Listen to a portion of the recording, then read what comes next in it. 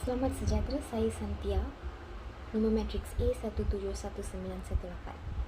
Kumpulan kami telah membuat poster yang bertajuk COVID-19 Implikasi dalam Pengurusan Sumber Manusia. Apa itu COVID-19?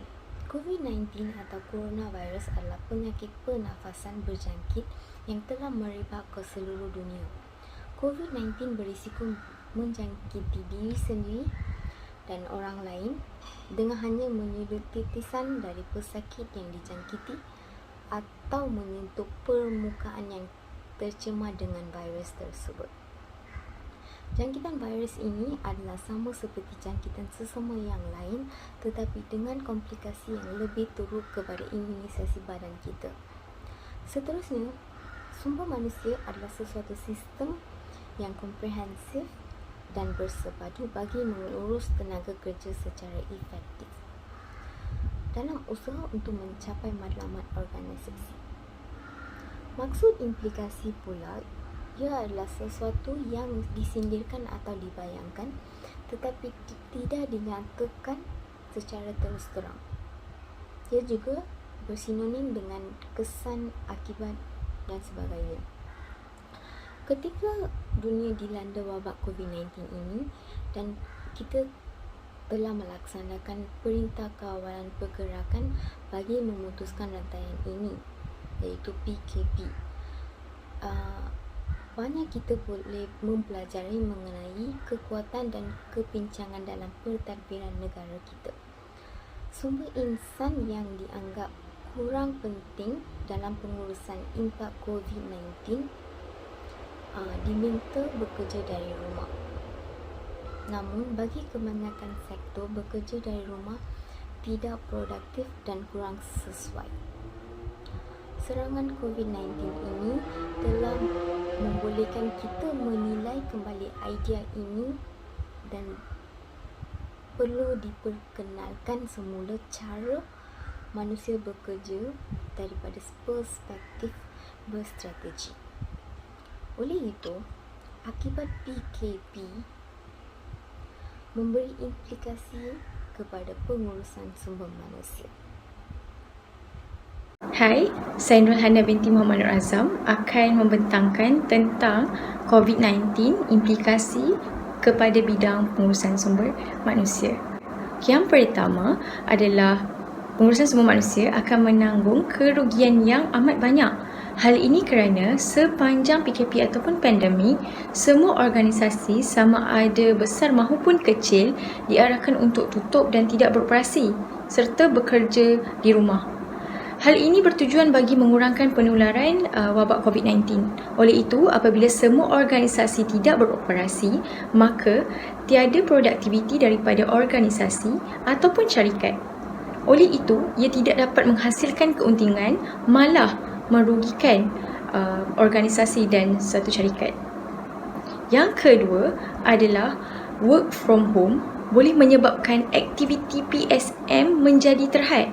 PSM perlu bekerja di rumah iaitu work from home dan ini menyukarkan aktiviti pengurusan sumber manusia seperti perancangan dan spesifikasi, pengrekrutan, pemilihan orientasi dan sual kenal, latihan dan pembangunan, penilaian prestasi pekerja, pentadbiran dan ganjaran, serta keselamatan dan kesihatan para pekerja dalam satu organisasi.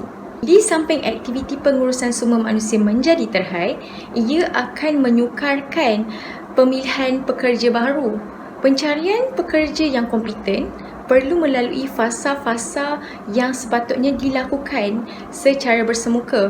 Tetapi akibat daripada kesan penularan wabak COVID-19 ini, maka segala fasa pemilihan pekerja akan menjadi terhad dan lebih mudah.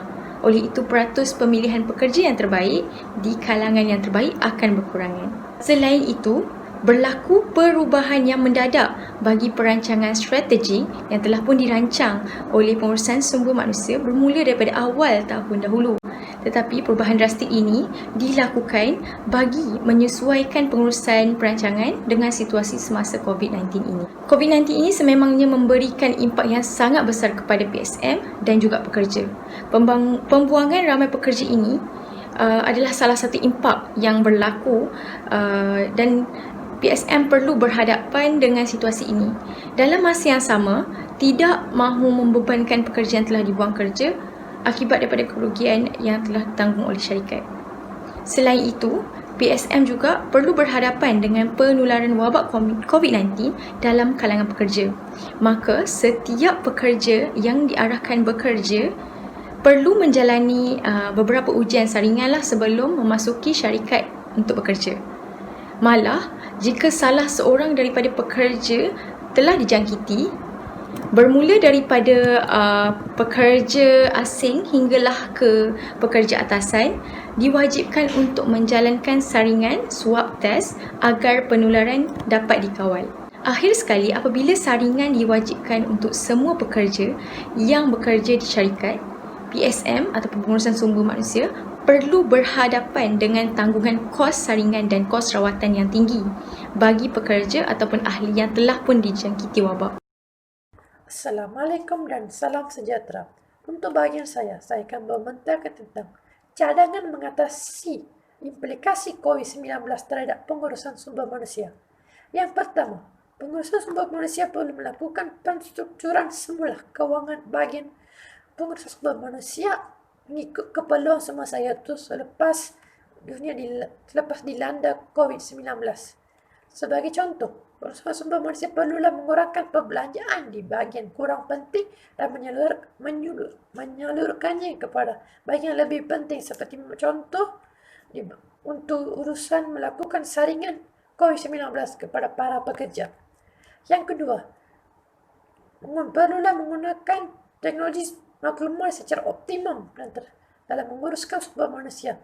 Sebagai contoh, mereka sumber manusia perlulah menggunakan teknologi maklumat secara optimum dalam menguruskan pekerja-pekerja yang bekerja di dari rumah iaitu work from home agar berjalan dengan lancar dan teratur.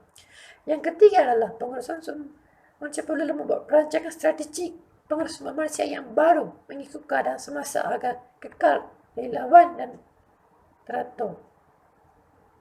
Yang keempat,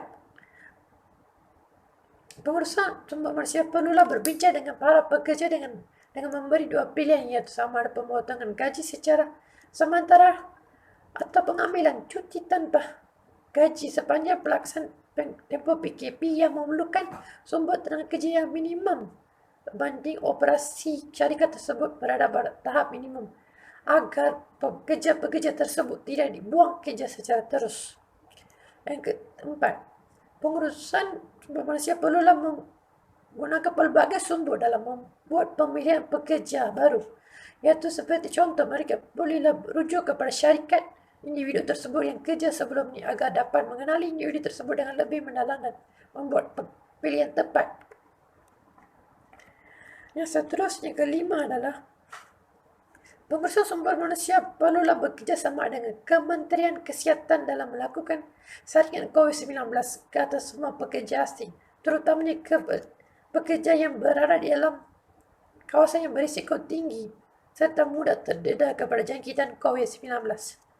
Yang terakhir, syarikat perlulah memperuntukkan sejumlah wang kepada pengurusan sumber manusia khas untuk melakukan saringan COVID-19 agar dapat mengawal penularan COVID-19 serta mengelakkan penularan wabak tersebut yang boleh merebak dengan cepat dan juga dapat meringankan beban para pekerja yang bekerja dengan syarikat tersebut. Itu saja daripada saya. Sekian, terima kasih.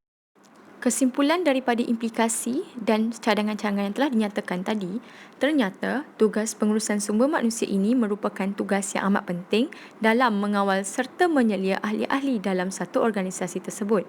Setiap tindakan dan akibat sememangnya akan mempengaruhi seluruh pentadbiran organisasi.